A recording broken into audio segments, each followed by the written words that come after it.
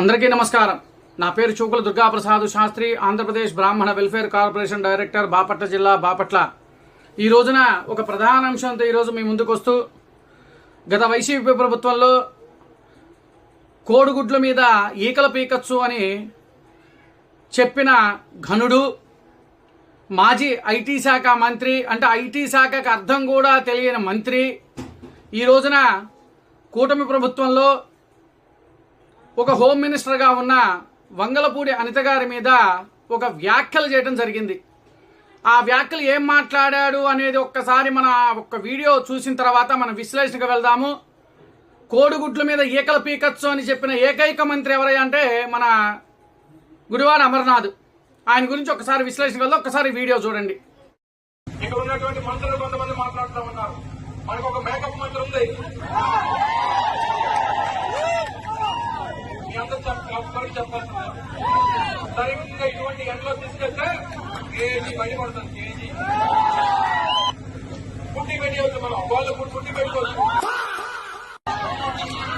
ఆవిడ మాట్లాడుతుంది ఏమంటుంది, పూర్వం మేము చదువుకున్న రోజుల్లో మేము ఉద్యోగాల కోసం ఎదురు చూసేవాళ్ళం, ఇప్పుడు ఉద్యోగాలు మన కోసం ఎదురు చూస్తున్నట్టు. ఏ ఉద్యోగం అమ్మా? నువ్వు చేసినటువంటి ఉద్యోగం ఏంటి చెప్పు, మాకు చెప్పు. నువ్వు చేసిన ఉద్యోగాలు మా వాళ్ళు చేయలేరులే, మా వాళ్ళకి చేత కాదు, మా ఊర్లో మరికి అంతకన్నా చేత కాదు. నువ్వు వచ్చి మాట్లాడతావు. ఒక్కసారి పనులు వస్తే నేను వదిలేసినటువంటి బుల్లెట్ ప్రూఫ్ కారు వదిలి తిరుగుతున్నావు నువ్వు. నేను వాడి వదిలేసినటువంటి నా బుల్లెట్ ప్రూఫ్ కారు నువ్వు వాడితో నా గురించి మాట్లాడుతున్నా. నీకు సెలవు ఏమైనా ఉందా అని అడుగుతావు.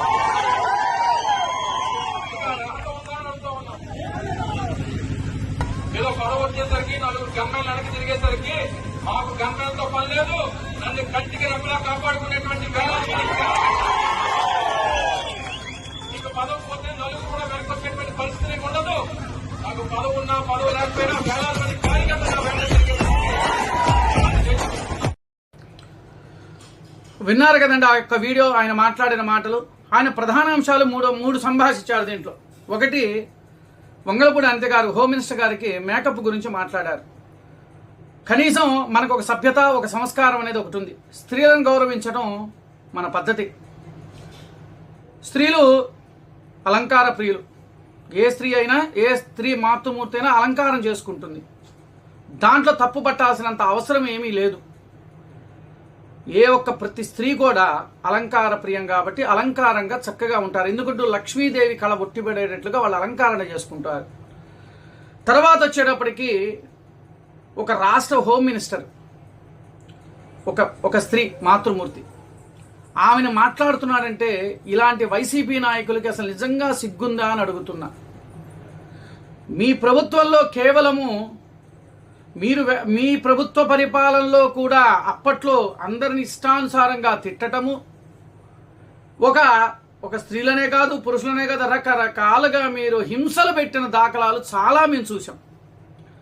అందుకని ఆంధ్రప్రదేశ్ రాష్ట్ర ప్రజలందరూ కూడా చీకొట్టి మిమ్మల్ని 151 సీట్ల నుంచి మధ్యలో 5 తీసేసి మీకు కేవలం 11 సీట్లు మాత్రమే ఇచ్చారు. ఇక రెండో విషయంకి వస్తే, కారు విషయం మాట్లాడాడు. ఈ కారు అనేది అది మీ సొంతం కాదు. మీరు ప్రభుత్వంలో ఉన్నప్పుడు ఒక మంత్రిగా హోదా ఇచ్చినప్పుడు దానికి ఆ శాఖకి సంబంధించినది మీకు గవర్నమెంట్ కొంతది మీకు ప్రొవైడ్ చేస్తుంది. అది నీ సొంత సొమ్ములాగా నీ యొక్క వ్యక్తిగతంగా మనం అని అనుకోవడానికి కాదు. ఏంటి, నువ్వు వాడేసిన కారు హోమ్ మినిస్టర్ గారు వాడుతున్నారా బుల్లెట్ ప్రూఫ్ కారు? అసలు ప్రభుత్వమే నీకు కొనిచ్చింది. అంటే ప్రభుత్వం అంటే ఎవరు? ప్రజల డబ్బులతో కొనుక్కుంటుంది. అది కొని నీకు ఇచ్చింది. అది నీదెలా అవుతుంది? నీ వ్యక్తిగతంది కాదు కదా. మరి నువ్వు ఎలా మాట్లాడుతున్నావు? అంటే నీ వ్యక్తిగతం కారు గవర్నమెంట్కి ఇచ్చావా? గవర్నమెంట్ కారు నువ్వు వాడుకున్నావా? సిగ్గుండదు మాట్లాడేటప్పుడు. అమర్నాథ్, నువ్వు కోడిగుడ్ల మీద ఈకల పీకటం తెలిసిన మంత్రివి నువ్వు, ఐటీ శాఖ మంత్రివి నువ్వు. నీ పరిపాలనలో ఒక ఐటీ కంపెనీలు తీసుకురాలే నువ్వు చేతగాని వాడివి. ఈ రోజున వచ్చేసి ఏదో సభలో మనం మాట్లాడదాము, మనం ఏదో మాట్లాడితే కాంట్రవర్సీగా మాట్లాడితే ఇది వేరే దోవలకు పంపిద్దామని ఆలోచన చేస్తున్నావే. కనీసం జ్ఞానం కూడా లేని వ్యక్తివి నువ్వు. ఇక తర్వాత వచ్చేటప్పటికి మూడోది వచ్చేటప్పటికి ఉద్యోగాల విషయాలకు చూద్దాం. ఉద్యోగాలకు మాట్లాడితే మీ ప్రభుత్వంలో అంటే 2019 నుంచి 2024 మధ్య కాలంలో ఆంధ్రప్రదేశ్ రాష్ట్రానికి నిరుద్యోగులకు ఎన్ని ఉద్యోగాలు తీసుకొచ్చారో చెప్పవలసిన ఐటీ శాఖ మంత్రివి కదా, ఉద్యోగాలకి కల్పన చేయాల్సింది నువ్వే కదా మంత్రివి. దాహోసు పోతే చలిగా వస్తుంది, దానికి రగ్గులు కప్పుకోవాలని చెప్పుకున్నాడు. నువ్వు కూడా ఈరోజు ఉద్యోగాల గురించి మాట్లాడుతున్నావు. మీకు గుర్తుందో లేదో, వైజాగ్లో మీరు ఒక ఇన్వెస్టర్ పెట్టారు. ఆ ఇన్వెస్టర్ల ఉద్యోగాల కోసం అని చెప్పి ఎన్ని కోట్లు తగలబెట్టి ప్రజాధనాన్ని దుర్వినియోగం చేసి ఇన్వెస్ట్మెంట్ అని చెప్పి ఒకటి పెట్టారు. దాంట్లో అనేక మందికి ఉద్యోగాలు కల్పిస్తావు. నువ్వు మాట్లాడిన అసెంబ్లీలో మీకు గుర్తుందో లేదా, ఆ వీడియో కూడా ఒకసారి ప్లే వస్తుంది, అది కూడా వస్తుంది. ఏంది జింజర్లు, ఏ మసాలా పొడుల గురించి నువ్వు మాట్లాడావు. నువ్వు ఐటీ శాఖ మంత్రివి. నీకు ఉద్యోగాలు ఇప్పించడం చేతగాక, కంపెనీలు తేలాక నువ్వు పోయి దాహోసు పోతే నాకు చలి పుడుతుంది, నేను రగ్గులు కప్పుకొని కూర్చున్నా అని చెప్పి నువ్వు కూడా ఉద్యోగాల గురించి మాట్లాడుతున్నావు. చూసావా, చాలా సిగ్గుచేటుగా ఉంది. ఆంధ్రప్రదేశ్ రాష్ట్రం మిమ్మల్ని కాకరించి ఉమ్మేసింది కాబట్టి 11 సీట్లకు కూర్చోబెట్టింది. ఇంకో ప్రధాన అంశం చెప్తున్నా, కూటమి ప్రభుత్వానికి మీ ప్రభుత్వానికి కూడా నేను తేడా చెప్తున్నా. కూటమి ప్రభుత్వం చెప్పదు, చేసి చూపిస్తుంది ప్రతి విషయాన్ని కూడా. ఉద్యోగాలకి డిఎస్సి ఉద్యోగాలకి ఇచ్చిందా, కానిస్టేబుల్ భర్తీలు చేసిందా, కంపెనీలు తీసుకొచ్చిందా, అనేక సంస్థలను తీసుకొచ్చిందా, రాయల్ ఎన్ఫీల్డ్ వచ్చిందా, ఇవన్నీ కూడా వచ్చినాయి. మరి మీ యొక్క ప్రభుత్వంలో మీరు ఏం తీసుకొచ్చారు, ఏం చేశారనేది రాష్ట్ర ప్రజలకు అందరికీ కూడా తెలుసు. మనం మాట్లాడేటప్పుడు స్త్రీలను గౌరవించడం మన సాంప్రదాయం. ఆ సాంప్రదాయం కూడా తెలియని వ్యక్తివి నువ్వు, ఒక మంత్రివి, మాజీ మంత్రివి. నువ్వు ఈరోజు మైకులు పట్టుకొని మాట్లాడుతున్న రాష్ట్ర ప్రజలారా, ఇలాంటి వ్యక్తులు ఏం చెప్పాలి? ఇలాంటి వ్యక్తుల మీద మీరు ఖచ్చితంగా కామెంట్స్ మాత్రం తెలియచేయండి.